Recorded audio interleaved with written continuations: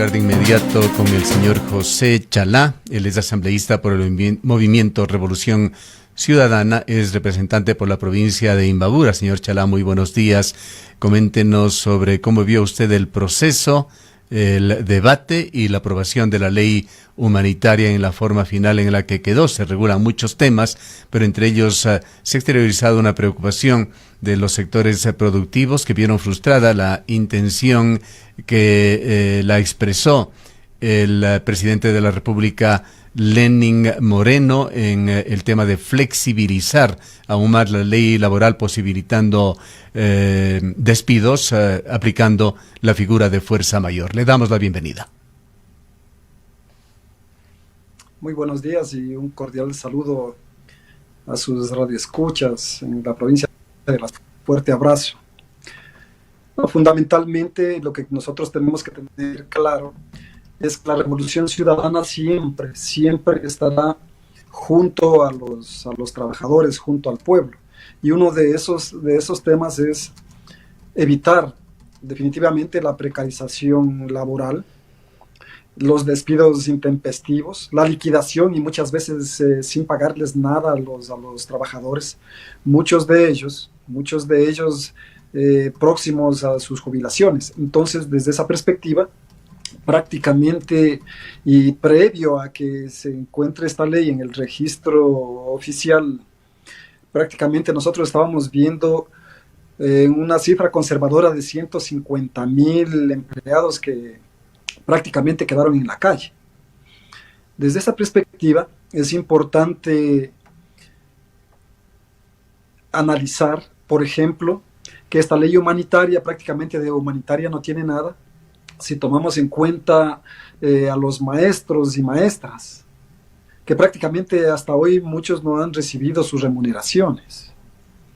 Más aún si en todo este proceso de flexibilización, es decir, la reducción de horas de trabajo, pero al mismo tiempo sus salarios se ven coartados, prácticamente es un tema de las personas que están en primera línea, como los maestros, que están a cargo de un rol fundamental y muy delicado en la sociedad, en formar a las juventudes, prácticamente estarían y están en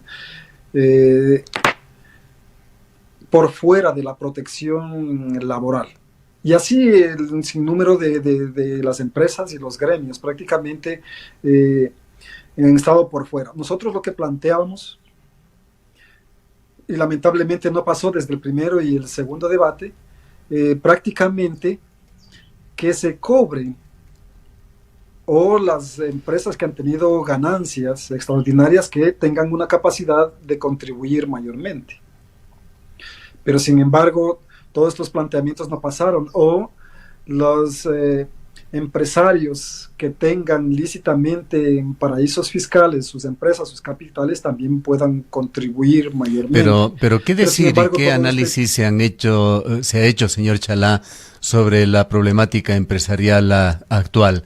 Aquella que ha dejado a las empresas por 3 meses prácticamente con un mercado congelado. Hay excepciones, sin duda, que han estado sobre todo trabajando en sectores estratégicos como la provisión de medicinas o de alimentos, pero la gran mayoría de empresas se quedaron con el mercado congelado, con sus nóminas, sus roles de pago intactos, y justifican las medidas que han tomado, justifican también el espíritu impregnado en esta ley humanitaria, en que en el fondo lo que busca es salvar, proteger fuentes de empleo para que el efecto no sea tan drástico como se ha predecido, señalando de que unos 500,000 fuentes de empleo podrían desaparecer directamente por la pandemia. Hasta 800,000 y 1,000,000 se dicen de algunas fuentes y expertos en el tema. Efectivamente, uno de los temas fundamentales es también cómo poder sostener y capitalizar a estas empresas con créditos blandos y frescos. Eso nosotros también habíamos planteado, es decir, los expertos, yo soy antropólogo, están viendo desde la parte social, pero los expertos y los economistas prácticamente veían algunas alternativas. Y estas alternativas es cómo ir generando o inyectando de capitales blandos a las empresas con unos intereses menores, en donde puedan reactivarse, pero sin votar a sus trabajadores. Eso ha quedado escrito en la ley humanitaria, dicho sea de paso, pero el pasado día sábado dialogábamos con el presidente ejecutivo de la Cámara de Industrias en Cuenca y decía que esa situación, aunque esté escrita en el decreto, no puede ser viabilizada, pues el gobierno no ha conseguido esos dineros en el exterior para que puedan ser transferidos a las empresas y la banca vive su propia realidad. No porque esté escrito en el decreto necesariamente se van a abrir esas fuentes de crédito blando, esas medidas de reactivación de la economía. En términos de que la banca es la que efectivamente no ha sido tocada y se está legislando efectivamente para la banca. Desde esta perspectiva yo creo que hay que mirar unas medidas que puedan cobijar a todos y a todas siendo proporcional. Lo que se está viendo es efectivamente las empresas y los empresarios, lo que están en este sector, tienen que seguir con su actividad y efectivamente no tienen que trabajar a pérdida. Lo otro es que los trabajadores y los derechos laborales efectivamente no deben ser conculcados a los ciudadanos ecuatorianos y ecuatorianas. Desde esa medida hay que ver un término medio. Y este término medio, lamentablemente, con este gobierno que ya no se cree, porque se supone con esta plena crisis del COVID-19, paga intereses y parte del capital, casi $2.000 millones, y efectivamente desguazando prácticamente el sistema de salud y a las propias empresas y trabajadores. Es decir, no hubo una proyección global de una visión económica y realmente de sostenibilidad en el tiempo. Por eso estamos viviendo esta crisis económica que se nos viene y se dice que vamos a tener un decrecimiento de hasta el 8%. Asambleísta Chala, muy buenos días. Desde el sector de los trabajadores especialmente y desde otros sectores se ha advertido que la ley de apoyo humanitario sería una ley inconstitucional debido a que se estarían vulnerando derechos de los trabajadores que no podrían ser tocados, como es la reducción de la jornada laboral y por lo tanto la reducción de los salarios, entre otros aspectos. ¿Cuáles son las lecturas que tienen ustedes? Perdón, la última parte no la escuché. Sí, decía que se ha advertido de que la ley de apoyo humanitario sería una ley inconstitucional, porque a través de esta ley se estarían vulnerando derechos adquiridos de los trabajadores, de empleados y trabajadores al reducirles la jornada laboral y por lo tanto los salarios. ¿Cuáles son las lecturas que tienen ustedes? Definitivamente eso. Nosotros fuimos la bancada de la Revolución Ciudadana, los que efectivamente nos pusimos y pusimos en el marco del análisis todas estas vulneraciones. Es decir, hay una serie de pedidos y consultas a la Corte Constitucional sobre el tema de la inconstitucionalidad de esta ley, en términos de que los derechos laborales no tienen que ser conculcados, ni ahora ni nunca, porque realmente son conquistas que se han logrado a lo largo de los años, con mucho sacrificio, hasta con muerte. En ese sentido, con muerte de los trabajadores me refiero, en ese sentido, definitivamente hay que seguir y esperar un poco el dictamen, si se quiere, de la Corte Constitucional sobre la inconstitucionalidad de esta ley. En lo que se refiere a su visión, ya con este marco legal que el día de hoy se convierte ya en ley en Ecuador, pues su publicación se la ordenó el pasado viernes. ¿Qué es lo que prevé usted? ¿En qué escenario va a estar Ecuador? Triste. Lamentablemente, sin las previsiones sociales, económicas, realmente se vive unos niveles de incertidumbre. Y como señalé, se está previendo hasta de un 8% de decrecimiento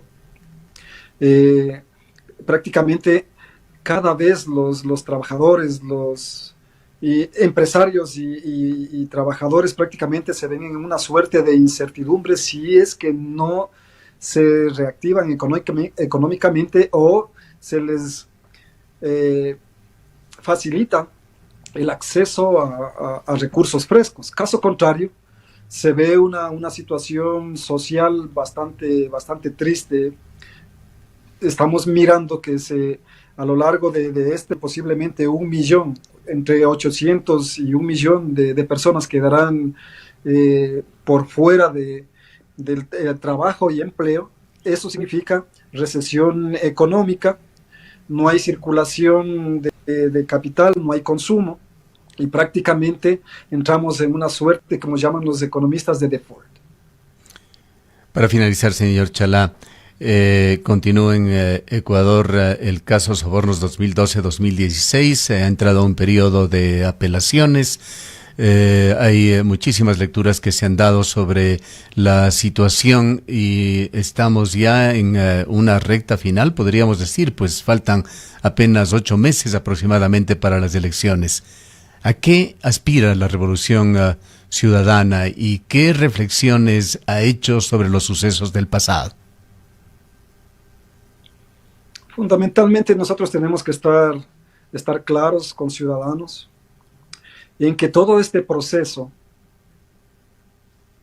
de que se armó contra la revolución ciudadana, que lo llamaron de descorreización, no fue otra cosa más que desinstitucionalizar la estructura del país.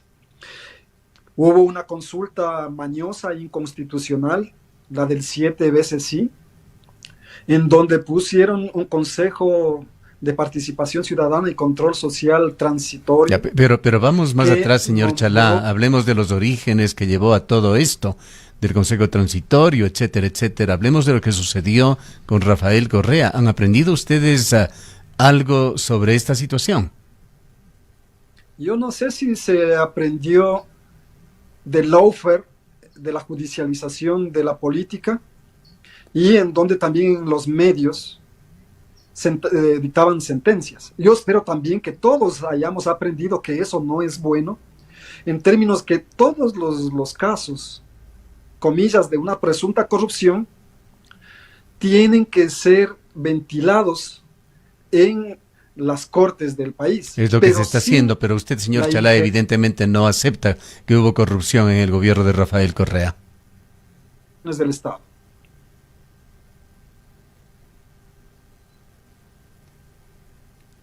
No sé si nos escuchó. No, discúlpeme. Le decía que usted evidentemente no acepta que hubo corrupción en el gobierno de Rafael Correa. Aceptar, o sea, yo no soy juez, ni usted, ni la ciudadanía. Es decir, si dicen que hubo corrupción, demuéstrennos en los juzgados. Todos son inocentes. ¿Y qué es lo que está haciendo, qué es lo que están haciendo los jueces en el caso Sobornos 2012-2016, que está ya sentenciado? Sí, pero vamos viendo cómo es que están manejando estos temas. Es decir, no podemos ser y manejarnos con una justicia realmente parcializada, que tienen unos principios y unos dictámenes de sentenciar o proscribir a Rafael Correa Delgado para que no participe en las próximas elecciones. Entonces quisieran ustedes un nuevo juicio con otros jueces, quizá un sistema judicial en el cual puedan ustedes confiar más. No, yo creo que por eso hay que reinstitucionalizar este país. Todo lo que está pasando al interior del país en este momento a nivel internacional prácticamente les echan abajo. Es en serio, ciudadanos y ciudadanas, ¿cómo va a ser posible que prácticamente se armen unos casos? Y al armarse estos casos, se vuelve totalmente vulnerados en este caso, los presuntos infractores, y definitivamente son sentenciados. Pero eso no es correcto, no se debe hacer este tipo de ejercicios porque estamos desinstitucionalizando y prácticamente por el odio a Rafael Correa y a los correístas están rompiendo todo el marco judicial y constitucional del país, y eso no es correcto.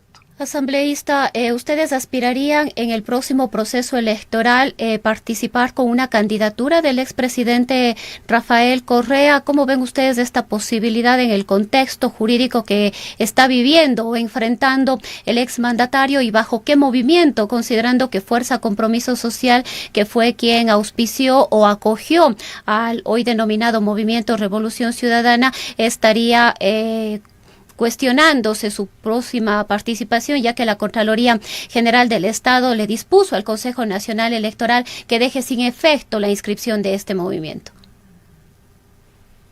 Es lo que dispuso, ya pasó el tiempo, y efectivamente sobre ese tema el Consejo Nacional Electoral, que es la máxima autoridad en periodos electorales, ellos se han tomado su decisión, y el movimiento Fuerza Compromiso Social prácticamente está vigente. Y nuestra aspiración sería, en términos legítimos, que el compañero Rafael Correa Delgado pueda participar también como candidato, si es que efectivamente no lo proscriben dentro de estos casos judiciales que prácticamente son armados y a la carta. Bueno, esa en la situación actual, señor Chalá, sería realmente una utopía inalcanzable, pues tendría que venir Rafael Correa a Ecuador para inscribir su candidatura y entonces le detendrían. Cuéntenos, sin embargo, ya para cerrar realmente este diálogo, ¿quién es o quiénes son los potenciales candidatos de Alianza País?